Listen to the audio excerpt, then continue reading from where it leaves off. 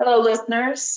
Today we have a diverse panel of diversion prevention specialists, and we are going to talk about lessons learned, successes, and perhaps failures. And I hope it provides some really great ideas and encouragement to those out there that might be new to the diversion prevention space or struggling with some aspect of their program. I am going to ask each of my guests to introduce themselves and tell us a bit about them, but I want to first start by welcoming them. So we have Sheila. I should have asked you, is it how do you say your last name? It's St.Cyr. St.Cyr. Okay, should have asked you that before we got started. Sheila St.Cyr, Shannon Heintz, and Vanessa Cardenas. So welcome to all of you to the Diversion Insight podcast. And Sheila, let's start with you. Tell us about your background, the time you spent in diversion, and what role you are in now. Okay, absolutely. Well, as Terri said, I'm Sheila St.Cyr. I'm not currently working as a diversion prevention specialist. I'm doing work on a volunteer basis with my nursing association, the Association for Nursing Professional Development. I just finished being president for that association for 2 years, and currently I'm the chair for the nominating committee. But I did work as a prevention specialist for 8 years at a large academic facility in Oklahoma City. And prior to that, my background, I am a nurse. And prior to being in the diversion role, or not diversion, but I was the prevention person, not the diverter. I did education and training. So I was actually director for the education department at the facility. And I kind of landed into the diversion role. My father was ill. And I kind of needed to take a step back from the 24-hour day, 7-day a week type of setting with the director role, so that I could help my mom out a little bit more. And so I moved into this role, or the diversion role, just kind of happenstance. You know, it was a part-time role. I was familiar with the role and what was going on in it. And so it was kind of a natural segue for me. In fact, I really think that being a diversion prevention specialist was kind of a subspecialty or a subset of being a nursing professional development practitioner. So that's kind of how I landed into that role. And it had its ups and downs because the program only had like a PRN person prior to me stepping into it. And so I really had the opportunity to grow the program and work with all the different leaders on our interdisciplinary team, really to make it a really good program. So that's really one of the things that I'm very proud of. Okay, great. Yeah, I was going to ask you, was it an established program or was it new? It was kind of established, so there wasn't a lot of structure to it. So I think that that's one of the really important things is you have to establish lots of good structure around the program and flow chart your processes and follow that flow chart like consistently so that there aren't any like one-offs and you're doing the same thing with everybody. It's you make it very, very objective. And so you take all the subjectivity out of it. Yeah, and I think that's how a lot of programs start. It is kind of a so-so PRN, and then it's like, oh, you know what? We need to make this more formal. So, and I liked your diversion specialist. I've been in that too, where speaking. I am a diversion specialist. Whoa. Diversion mitigation specialist. All right, Shannon, you're up next. Tell us about you. Hi, Terri. Thank you for having me today. My name is Shannon Heintz.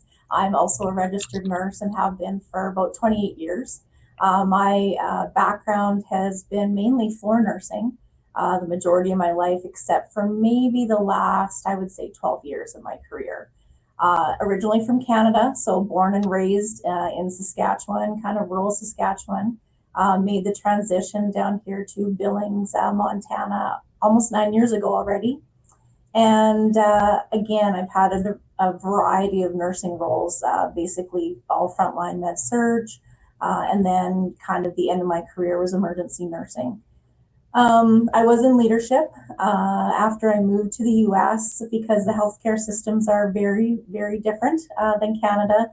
I decided I wanted to do my master's degree, not only for my personal self, but to learn more about the healthcare system. So once that was done, the diversion role actually happened to come up as a posting, and I am the type of person that I love process improvement as well as investigation and just helping nurses to improve practice and patient care. So I applied, and after a lengthy process, got it. So I've actually only been in this role not quite 2 years. This was an established program. Unfortunately, it came about because we did have a diversion here in 2017. It was actually a significant diversion. Unfortunately, we made the national news. Anybody can Google it, Billings Clinic diversion.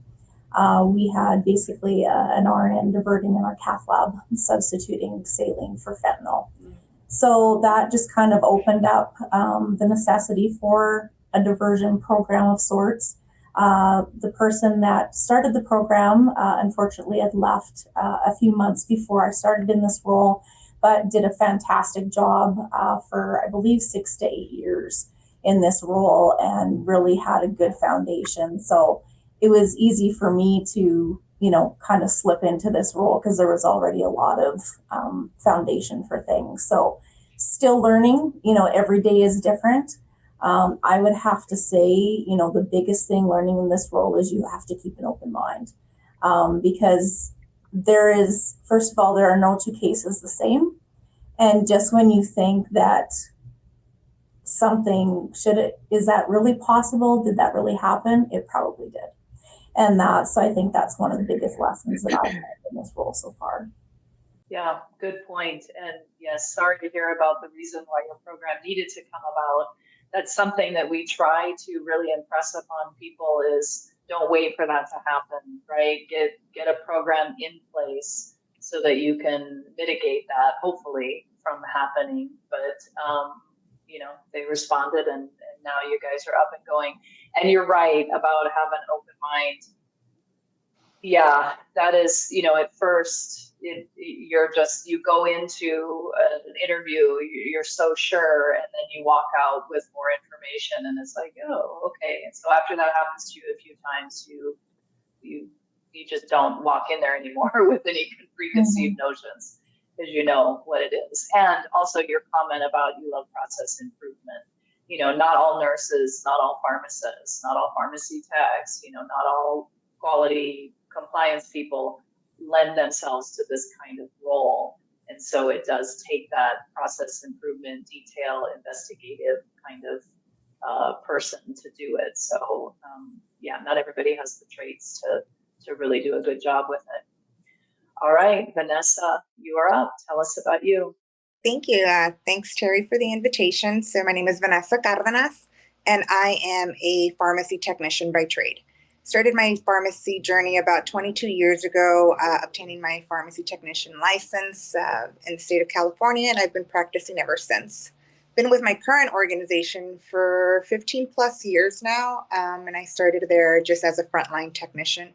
Back in that day, when I started with my organization, it didn't really have a growth ladder or opportunity for pharmacy technicians. Everybody kind of just got hired in as a pharmacy tech, and there was nowhere to grow from there. And over the course of time, the organization built upon that structure and allowed for pharmacy technicians to kind of move up the ladder.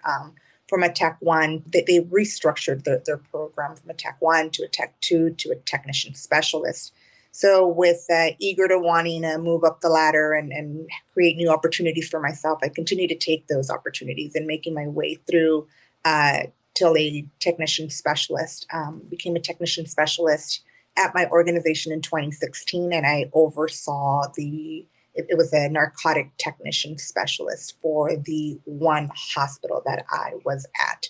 I did that for about 5 years while in the background they were growing or trying to develop a system-wide program for diversion prevention. So 2 years ago now, this role that I currently in, which is a system-wide drug diversion specialist role, became open. It was a brand new position that I took for the very first time, and it was with the goal the main goal intended was to be able to standardize our processes across our entire system, where we did have I would say like a pretty robust program, but it was very at a site level. And our program was being developed in the meantime in the background and developing processes and escalation pathways along with policies. And so when that opportunity came up and I saw that, I said, this might be an avenue that I want to take and take on that challenge. So I did. I landed this role in 2 years ago in 2022. Okay. All right. Thank you, Vanessa.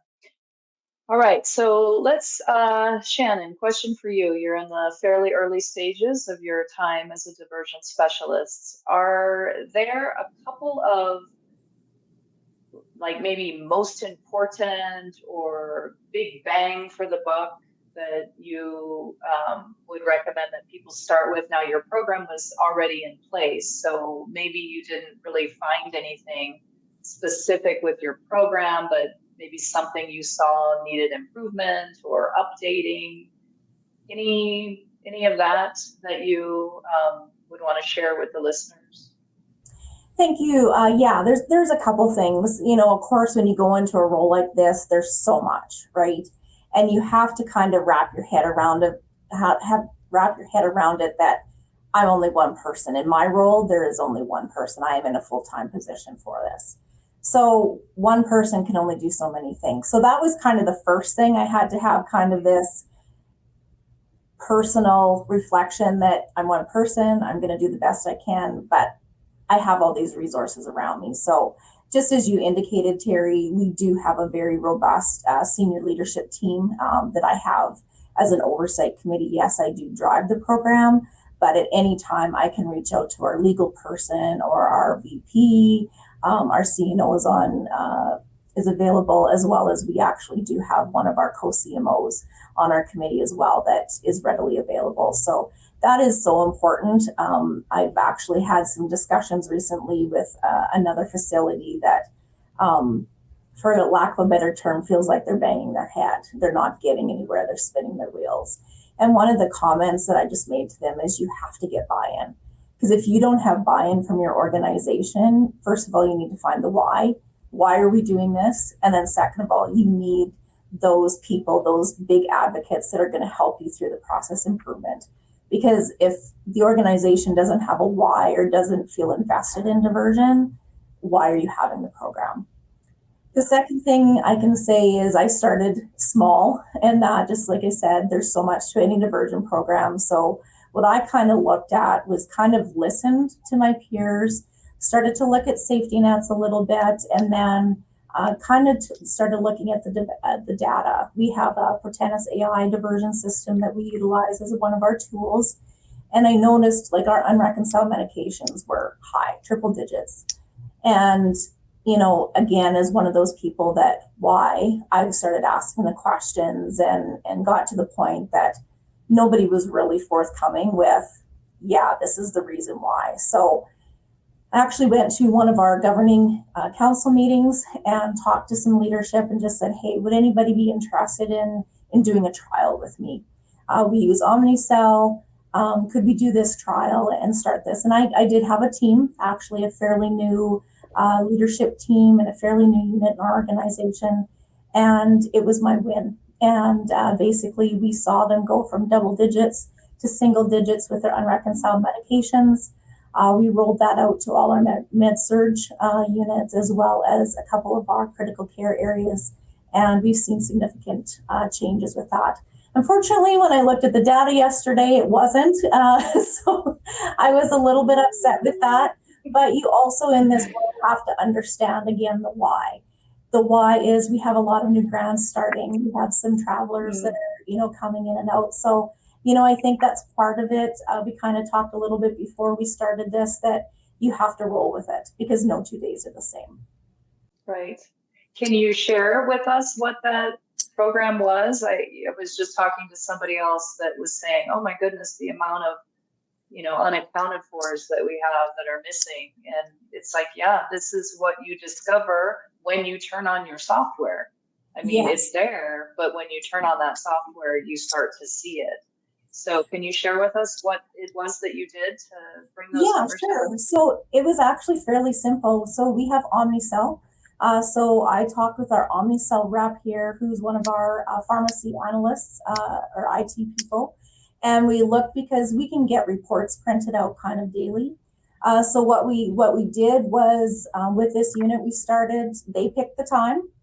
So they wanted the report printed at 5 a.m. and 5 p.m. So it basically pulls all the data for any unreconciled medication the 12 hours before.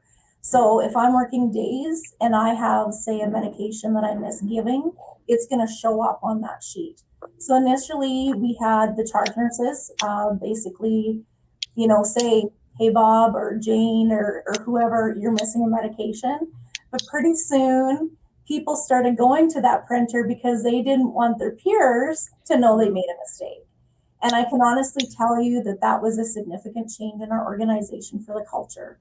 And that understanding that it's not about blame, it's understanding processes. Maybe we have glitches somewhere, but now I have nurses like emailing me daily. Hey, I just wanted to let you know, this is what happened, this is what I did. And so it was a huge, significant change in our organization. So I'm curious. I have mixed feelings about a report like that, or I think it's Pixis that can tell you, you see it on the screen that if you didn't account for something. I'd like to hear from Vanessa and Sheila. What are your thoughts on that? Yes, it makes people aware, and so they take care of business, but I don't know. I kind of have mixed feelings because it's now we've just told them, and I can't collate the data of somebody that is continuously not doing it timely, unless maybe you are keeping track of that, Shannon. I'm not sure what the process is, but let's talk about that a little bit. Sheila, how do you feel about like letting people know that they forgot? Yeah. And we did something similar when I was in the diversion prevention role at my facility as well. And it printed off very similarly. It printed off at certain times of the day, but it was the managers they were the ones to review the information. It wasn't out for the staff to be able to look at it. And we started looking for more, not somebody that, oh, I got busy and I forgot to document the medication that I gave. But we wanted to look for those trends. Because really, it's the trends where the questions and issues come up, or at least for me, that was always the case. But it always printed into the manager's office, and they could go back, and document the medication that they missed. But it also let us find other issues as well. They might have documented the medication, but they documented it on the wrong patient. So then we would have to go back to our billing department and say, okay, you need to remove this charge from this patient, and we need to move it over to this patient. So we also found other issues that we were able to correct along the way. I understand where Terry's coming from, because you don't want to skew your data by allowing someone to cover their tracks. I guess that's probably what you're trying to get at. Yeah.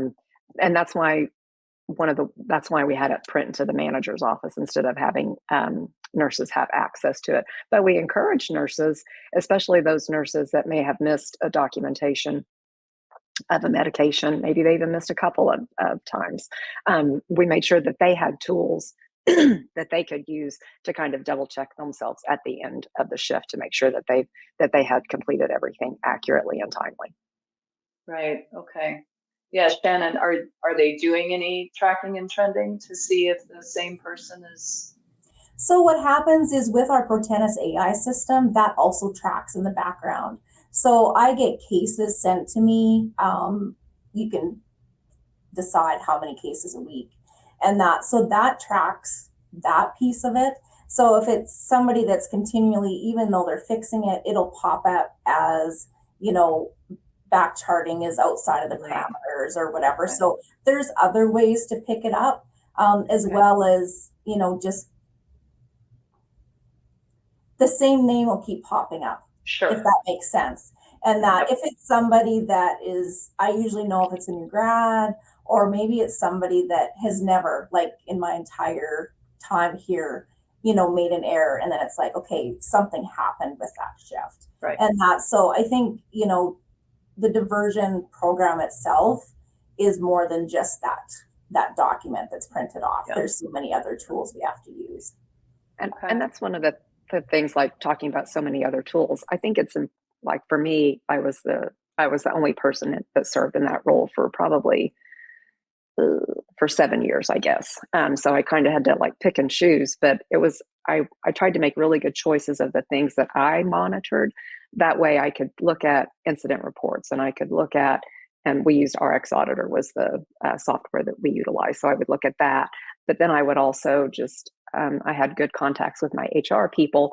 So if somebody was popping up here and they were popping up there, then I would also call in HR and I'd say, hey, I've got this person, are there any other issues? Are they having any absentee issues? Are they do they have tardies? Are there any other performance things going on?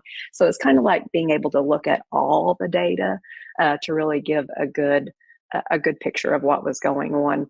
And if I, started having inklings of problems, I took it 1 or 2 or 3 steps further, where I would check them on the Oklahoma court records. Look to see if there were any issues going on there. I would look at their nursing license to see in the past, had they had issues or concerns, that were against their license. I would look at their social media accounts to see if I could find out information there, because I learned from, he was a director of pharmacy in, I believe it was Arkansas, and he and I were having a conversation one time, and he said, yeah, he said, I caught one of my, I think it was a pharmacy tech that was stealing medications from the pharmacy. And he was like, I went out and I looked at his social media account, and he was basically selling them on Facebook. So that's how he, I know, if you're going to do something, don't broadcast it, out there where everybody can see it. But that's how he got caught, because he was putting it out on his social media. And I'm like, there's an epiphany. I should be looking at people's social media just in case, because you never know what people will put out there. So, but having that big view of multiple things, because if you start seeing things in all those areas, it's like, that's a pretty big red flag. Yeah, absolutely. And it, certainly from a pharmacist in charge regulatory perspective, you want all of your medication accounted for. So giving them the opportunity to clean it up before they leave their shift is important from that perspective, definitely. So I can see that. And yeah, Shannon, you're right with your new grads coming out, right about now. I remember very clearly working at a teaching institution years ago that we would all like, the new residents are here in terms of the, physician residents. It's like, all right, everybody up your game, because the pharmacists now are that final stop, and we're going to be stopping a lot. And so we'd have to get through those first, 2-3 months so that we could start to semi-relax again, because the mistakes were just, crazy. Yeah. All right, Vanessa, how about you? Anything that you discovered when you were new in your role that was a big bang for your buck to take care of right away?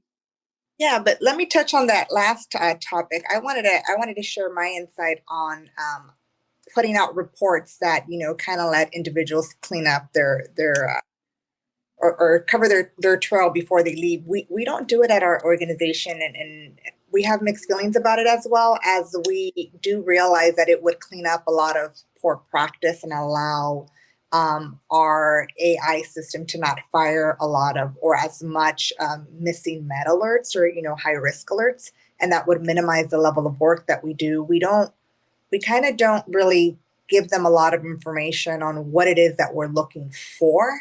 We do a lot of the work on the background, and we feel that if we put out those reports that, says, hey, you didn't document this waste, or hey, you have this unaccounted for, take care of it, then yes, we'll see it in other buckets, the delayed action or the back charting, and we'll see it in other actions. But I feel, and members on my team kind of feel, that if we allow them to, when diversion is occurring, it's going to occur, and it's going to occur in one fashion or the other. And if you show your hand and let them know what you're monitoring for, sometimes they're just going to deviate or switch to a different method, and then you're chasing your tail for that.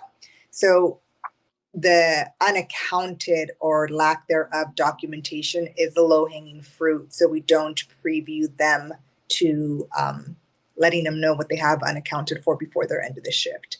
our artificial intelligence software flags that, triggers it, and we do have a process in place where we follow up on it and say, hey, but it's on a manager level or leadership level to say, hey, this nurse has this transaction that's unaccounted for. Can you let us know what happened?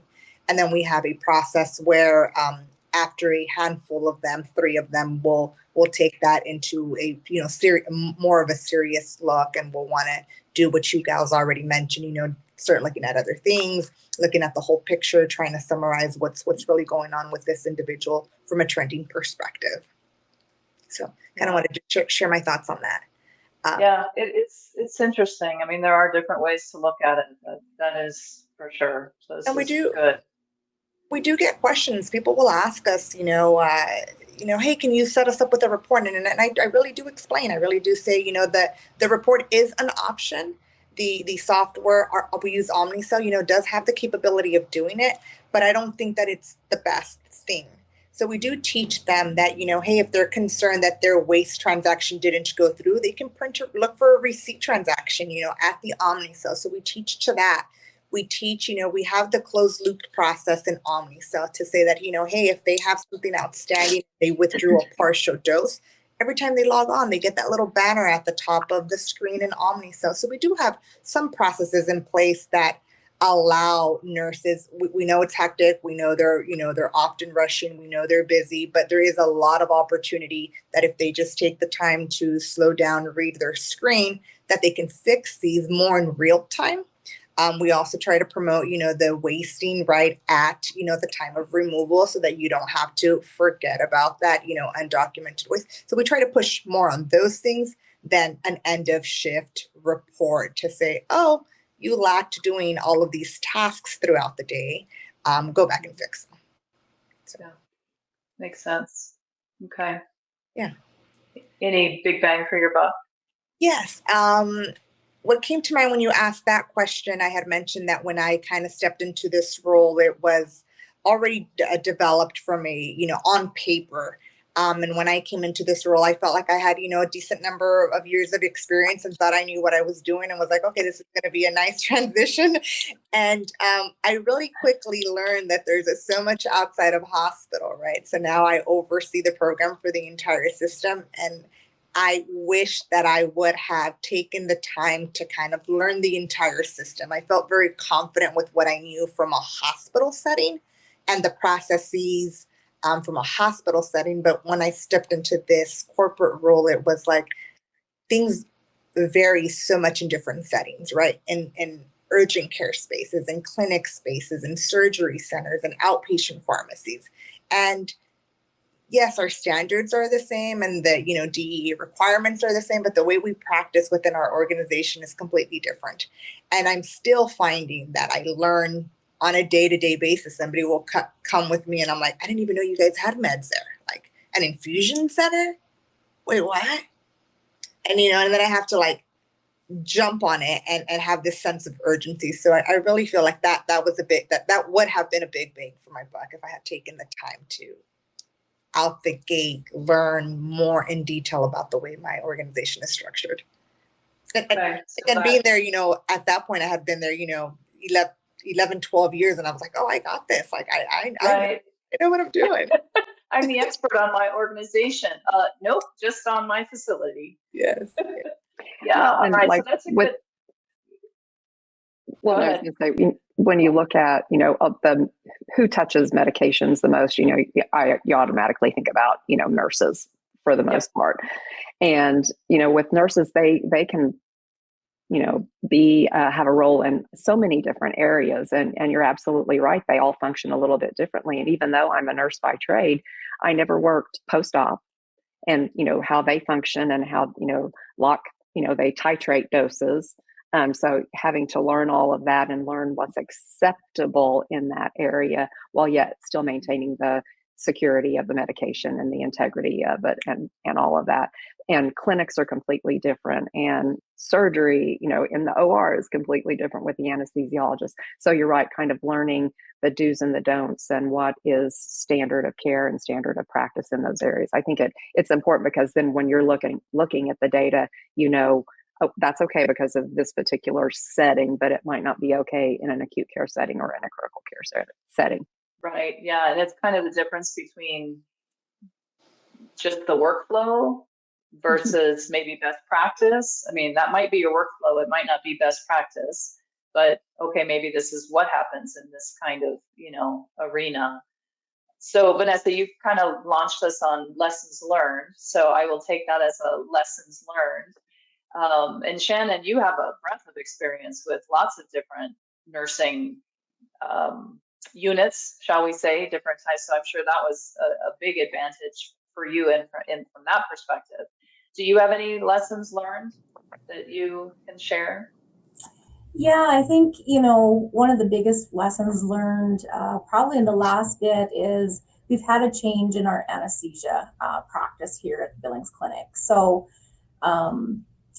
when I had started here, there wasn't a lot of focus on anesthesia, mainly because we didn't have all the parts in place. So we have a surgery center that had AWSs in all of their ORs, but not in our main hospital. So fortunately, and I was so excited and that to get AWSs in our all of our main hospital ORs, plus the cameras over top, which makes our lives so much easier. Because if you're trying to find a medication issue or whatever, it's lots of times you don't know what happened because you can't see in the OR and that. But along with that anesthesia process change, we also had a change with leadership. And that, so we now have a dedicated anesthesia lead. Initially, we had a contracted individual start, and now we do have a Billings Clinic anesthesia lead, which makes my life so much easier.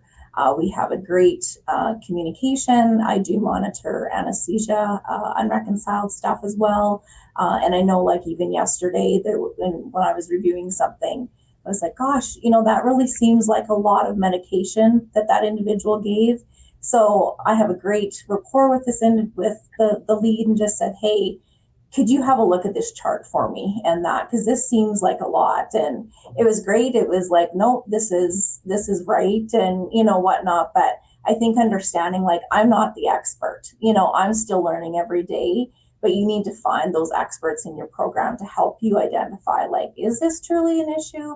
Because I call it going down the rabbit hole in that, like Alice in Wonderland, because that can happen very easily. And then there's truly not an issue, but you spent all this time on this that wasn't an issue when you could be missing something else. Absolutely. Yeah. Collaboration with the different departments. That was one of my first lessons learned when I first started. Nobody trained me. There was a semi-program in place at the hospital where I started my work in diversion, but it was really just, okay, here's the stuff, okay, start watching. And so I had to learn that investigative piece, what I'm looking for, what's important, all by myself. And there was a particular nurse that we were using the Pyxis proactive diversion reports there.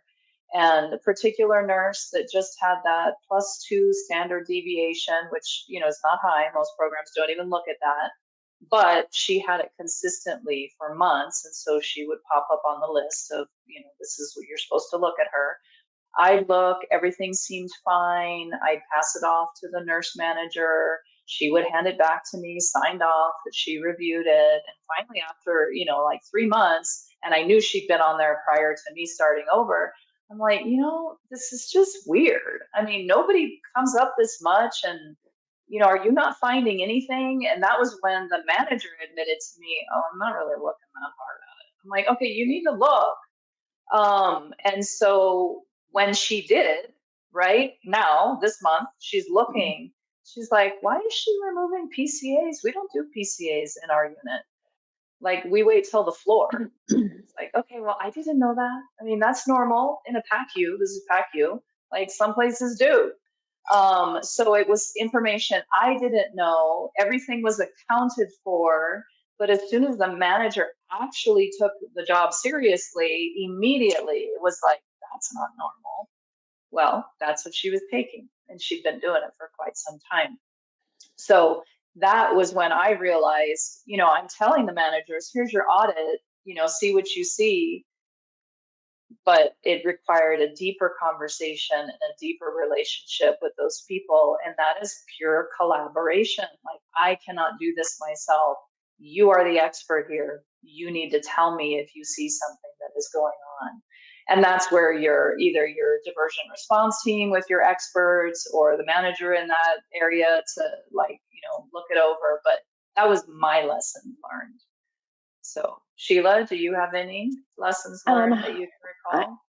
I have a few lessons learned. There were a couple of quotes that I always stuck with me. It's never personal. Like when you're having a conversation with somebody that you think might be diverting, or you're having that conversation with a manager about one of their staff that you think there's an issue with, it is not personal. So that was one thing that I always had to remind myself, well, and don't make it personal, because I think the managers, they do take it personal. And so I always, but I always, how many times did I hear it? They're such a good nurse. I heard that so many times, so I would even start the conversation with, this is not personal against your nurse. I don't know the nurse. I'm only looking at the data, and I'm telling you what the data is telling me. Okay. The other thing that I kind of went by was, we trust everyone, but we also validate everything as well. So those were kind of two things that I always kind of went by. The other one is, and it kind of stems from my education background, was that education and training is extremely important at all levels. It doesn't matter if you're the CFO, you need to understand our system and our program, because you don't want the DOJ coming in and, or the DEA coming in and doing a great big, investigation, and then we have to write a nice big check, which, we know that has happened in a lot of institutions. So I would do education and training, and I would make it specific for the crowd that I was doing training with. And so our CFO, I made sure to, point out some things specifically for him. But, you were talking about like new nurses, like, oh, we've got all these new nurses coming on board, so we're seeing more things. So I made sure that I got in front of our new nurse residents or our new nurse hires to make sure that they understood what our program was, why we had it, what my role is, and even what their role is as a new nurse, because they also need to be kind of keeping their eye out for different things.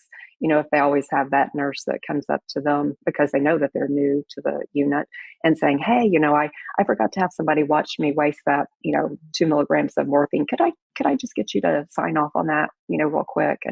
And so I always talk to them about, once you establish your bar, you never lower it for anybody, your professional bar. You always keep it up here. And it's okay to say no to somebody. And even if it's your manager or a supervisor that's asking you to do that, you don't lower your bar for them as well. You say, I feel really uncomfortable doing that. I just don't think that I don't think that I can do that. I said, and they'll quickly learn who not to come to help cover their tracks. So education and training, I think, is extremely important. And I didn't only educate about the diversion prevention. I also did education and training about substance use disorder in general. What does it look like? How do people get there? What are the things that you should be, if you're seeing things with a person, maybe you need to report it on up your chain of command. So I made sure to kind of cover both aspects when I did the education and training as well. Yeah, that's great. Yeah, so let's talk about education. Did you, or do any of you, have any programs that are different than your standard education module? Go ahead and read this and sign off and say that you did it. Did you find anything outside of that box that worked? Gosh, I'm trying to think. We did the online modules, but I also tried to do as many like face-to-face as I could. Yeah, so I would, that's what it sounds like, yeah. Because I think that makes more impact. And once the staff got to know who I was and what my role was, and that I'm really not a bad person at all because I'm doing this, is that they actually, I would get calls from staff members, or I would get emails from staff members going, this is going on. What do you think about it? Or they would, because they didn't feel comfortable going to their supervisor or their manager for whatever reason, but they always knew that they could count on me to look at their questions and answer them. So, so I think that was really valid. So I think getting as much face to face. So, I know with some of the units that I would go do training with, they would actually videotape it because they would have their own unit Facebook page or Instagram page, and they would actually put the video out for staff that weren't able to attend. So I think doing those types of things made it a little bit better for me in the long run, because I actually got help from those staff nurses in identifying people that might be diverting. Right. Shannon, Vanessa, anything on the education front that has worked for you? Yeah, we are in a pilot phase at our organization where we also do the online, required annual or new hire. But, some people learn different, right? So some people just kind of go through the motions and, they're eager to start. And then we know that, as a new hire, you get so many things thrown in your direction. So only a few of that sticks. Most recently, I learned that at one of our larger hospitals, there's like a 30-minute segment for the pharmacy department to come speak to a group of new hire nurses during their new hire orientation. And they touch, out of those 30 minutes, they touch on a lot of things medication-wise, but they do touch on, diversion and the fact that, we're monitoring and we're looking, and kind of just briefly touch on the expectations, that most nurses should know, but we kind of re-emphasis, and what diversion looks like and who to reach out to.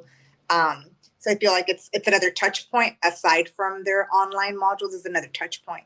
And then I was, beginning of this year, was invited to come and speak to our supervisors amongst all, not just nursing supervisors, but on all supervisors in the organization, to kind of come and do like a, show and tell, who I am, what I do, what our program is designed to do, what to look for, what diversion looks for. And I found that to be very valuable. So we're doing, a little roadshow amongst all of the sites at our organization to talk to the supervisors.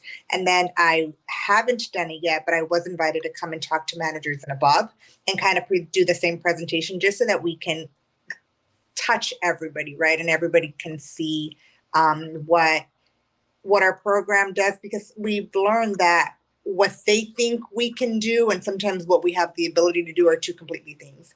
And we learned from a case that they were like, oh, well, I thought that you guys could see that, so I didn't think to tell you. And so really just, have a casual conversation with them to say, diversion occurs. This is kind of the signs, and symptoms to look for. But, we rely on you guys, that are in, on the front line to report to us anything that you have concerns for. And there's no such thing as over-reporting, right? If you have a concern for something and you let us know and you bring it to our attention, we can look within our resources and determine if we think that that's a problem. Maybe it is, maybe it isn't. If it's nothing, then nothing's going to turn of it. And really just being able to, have that dialogue back and forth. When I did my presentation, I was supported with, by the director of HR that led into her having a conversation about substance use disorders and more of like what to do in the here and the now if a supervisor finds somebody that's under the influence at work. Not just from a diversion piece, but you also have individuals that will use while on the job, and it was important for them to kind of get some resources on who to report it to and what actions need to be taken place. So I felt that was a very good collaboration, the way that took place. Yeah. So again, getting in front of people, I like that too, and tweaking how you present and what you present depending on who you're presenting to, because that makes a difference. Shannon, anything you want to add on the education piece that you have found? I don't think anything hugely different. With Billings, Montana is kind of a vast state. So we have a lot of regional sites that are kind of out there, small critical access hospitals. So I have done one presentation so far, for them, just as you both have indicated, kind of like what to look for. Basically, like I'm available. Not all people I can do the same depth of investigation with, but like you both have said, just hey, there's somebody out here, that can help you and that with it. But definitely similar things that you all are doing. Yeah. All right. Oh, go ahead. I was just going to add one thing with some of the education and training that I did. I'd been in the role for probably 4 years or so, and we had a lot of new leaders, so they were doing a new leader orientation, and I actually had two of the directors that I had worked with to identify diversions that were taking place in their units. And one of them was one of those that she always told me, but they're such a good nurse. They're such a good nurse. So I actually invited those two directors to present with me and tell their story so that other managers and directors could get it from their perspective, not just my perspective. And I think that made a huge difference with the new managers, and it was all the managers actually, I think, that attended that, so that they would know that if I was calling, I really had something that was important that I needed to talk to them about. It wasn't me just picking on somebody. So I think having those two directors present with me, I think that was a big win. Excellent idea. Excellent. Yeah, I like that idea. All right. Anything that this would be specifically, I guess, for Shannon and Vanessa, anything that you're working on at your facility and in your system that you're excited about? It's something new, maybe that you just got permission to pursue, or some new workflow process, or anything that you think will be helpful for diversion mitigation or monitoring? Yeah, I can share. Okay. At our organization, it's been a long time coming, but we're really working on implementation of monitoring of controlled substances electronically in some of our smaller spaces. And they do have a process in place, but it's very much, a locked cabinet with a paper log. And yes, we do have access. We can reach out and they can send stuff over, but there's nothing like just the visibility of it being electronic. So I'm really excited once that, comes, gets completely implemented at all of our smaller clinics, where, it's nowhere near the volume of, a large hospital or urgent care or surgery centers. But, we can't forget about the clinics where, diversion does occur. And this kind of stemmed from a diversion case that we did have at one of our clinics, where, it's going to be everywhere. So it really, to be able to have that focus and have that oversight. So I'm excited. That's great. Expanding. Shannon, anything that you have that you want to share? I saw you thinking hard. I know. Sometimes, the reality of it is sometimes there isn't anything big going on. It's the day-to-day, consistency and doing what you're doing. And you may know that there's things that could be improved, but either the money's not there, the buy-in isn't there, the time isn't there, you're one person. And so you continue on with what you're doing well. So there isn't always something big going on. Absolutely, Terri. As you guys can't see this, but I have a whiteboard, full of things. I would just say, continuing, and that to look again, I'm fairly new in the process, but I truly enjoy, being with the IHFDA and just having people reach out. I know we're speaking to various people in various levels of diversion programs, but something may work for your program that doesn't work for mine. Don't take whatever I'm doing as gospel for your program, and I think it's so nice to collaborate with the peers that we have to say, hey, what are you doing with lock boxes? Or what are you doing with this? Or, because we are kind of our own entity and that we're kind of different than everybody. But I think, just as you said, Terri, there's so many things. Like right now, my biggest thing is trying to figure out anesthesia, and going down that road. And then, looking at, right now I'm very data driven is like the why, why are we doing this? What are we missing? That type of thing. But the other stuff just comes up on the whiteboard and eventually I'll get to it but it's one day at a time, and that's truly all you can do. Yeah, it is one day at a time. And sometimes we can get overwhelmed because I know there's something out there. I know there's a safety issue out there. We've got to get to it, but you can only do what you can do. And that varies with, it sounds like you've all had good support from your leadership, and that's fantastic. But some people don't, as Shannon, you had mentioned, and I talked to a colleague the other day, she does not. And that's frustrating because, you feel it and you want to do it, but if you don't have the support, then you don't. So you do what you can, and whatever it is that you are doing is better than not doing anything at all.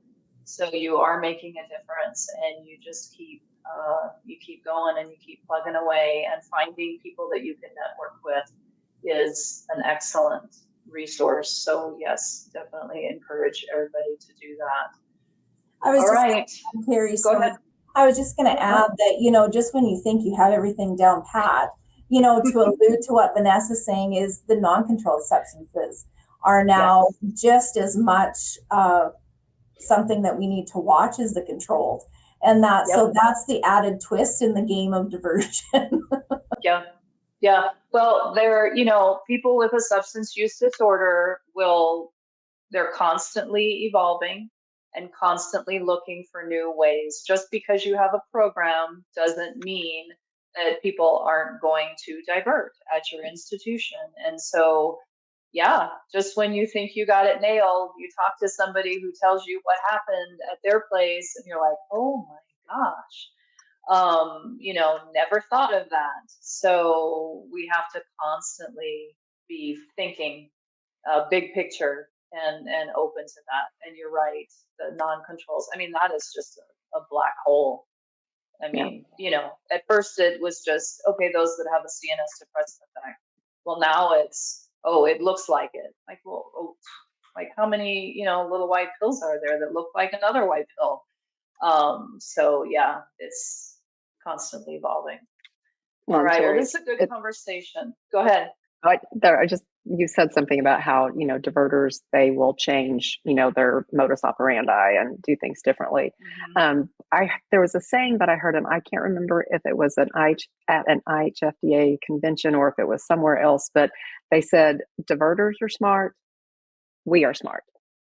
As a diversion prevention specialist, we are smart. Diverters have a need. We don't. Therefore, they will outsmart us every single time. And I just always thought that was, when you have that need, you can figure it all out in some way, shape, fashion, or form. Right. So. Well, and a good friend of mine who been in recovery for years, he always reminds me, 24/7, the person with substance use disorder is thinking about the reasons that they can give you. You, as a single diversion specialist, you spend a few hours maybe looking at their case and thinking about it amongst the rest of your duties that you're doing. 24/7, they are ready to come at you. So they're, constantly thinking of what they're going to say to give you that excuse. And so that goes right with their need that they have. It is crucial that they, come up with some quote unquote logical explanation. And many buy it because you don't want to see it. You do take it personally if you're their manager. So there's lots of reasons why it can just go past you and say, yeah, let's just re-educate. Had one of those conversations, listened to people have that conversation yesterday. And I'm like, oh my gosh, okay, there's more here, but they're going to coach and educate. I'm like, okay, I can't do anything about that, but so, no, that's where having a good relationship with their supervisor comes in really handy. Like sometimes you have to go a step up in order to get something done. So yeah. All right, ladies, thank you. This was a great conversation. Hope it was encouraging or at least informational for everyone listening. And I do appreciate the time from all three of you. Thank you. And well, thank you, Terri. Thank you, Terri. Thank you.